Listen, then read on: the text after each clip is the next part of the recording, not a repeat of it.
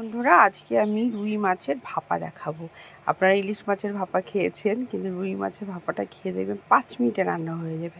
বাড়িতে যদি কখনো অতিথি হট করে চলে আসে, ফ্রিজ থেকে বের করে 5 মিনিটে রান্না হয়ে যাবে। আমি দেখুন এই কটা মাছের আমি আজকে ভাপা করব। এই মাছের এখন আমি যে মশলা করব সেটা আমি দেখাচ্ছি। দেখুন, আমি ওই মাছের যে মাছ দেখালাম সেই মাছে অল্প মাছ, সেই জন্য অল্প অল্প মশলা, ঠিক আছে। এই দেখুন, এটা গোলমরিচ, জিরে, গোটা জিরে, পোস্ত, সর্ষে, কাঁচা লঙ্কা, আদা, ব্যাস এইগুলো সব একসঙ্গে মিক্সিতে পেস্ট করে নিতে হবে একসঙ্গে। এই দেখুন, সব একসঙ্গে পেস্ট করতে হবে। একসঙ্গে পেস্ট করে তারপরে আমি দেখাচ্ছি। এই দেখুন, এটা পেস্ট করে নিয়ে এসেছি। এই দেখুন, সব যেটা বললাম ওটা পেস্ট করা হয়ে গেছে। এবার পেস্ট করে এবার এইগুলো মেশাতে হবে। দেখুন কী কী দিতে হবে দেখুন। এই দেখুন, প্রথমে এই বাটাটা দিয়ে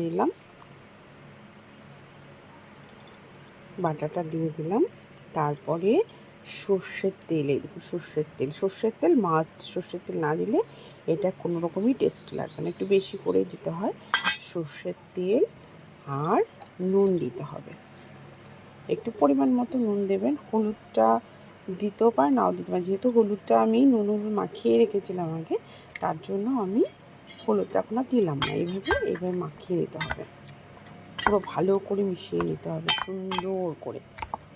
সুন্দর করে মিশিয়ে নিতে হবে।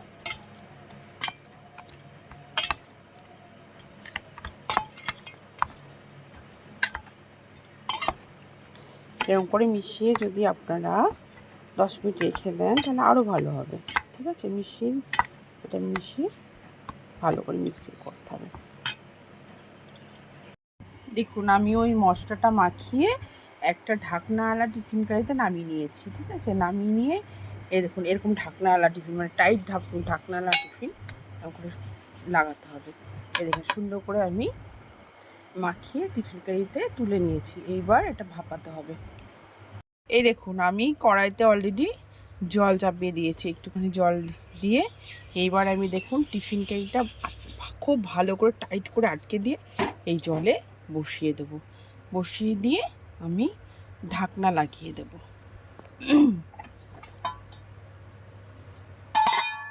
ঢাকনাটা লাগিয়ে দেবো।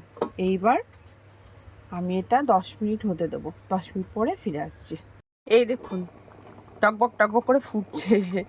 এমন করে ফুটতে ভেতরে মাছগুলো সব ভাপানো হয়ে যাবে, ঠিক আছে। এই তো হয়ে গেছে। এবার একটু বন্ধ করে দিয়ে 10 মিনিট রেখে দেবো। রেখে দিয়ে তারপরে নামাবো। এই দেখুন বন্ধুরা, নামানোর পরে দেখুন দারুণ, খেতেও দারুণ একদম। একবার করে দেখবেন, আঙুল চেটে পুটে খাবেন।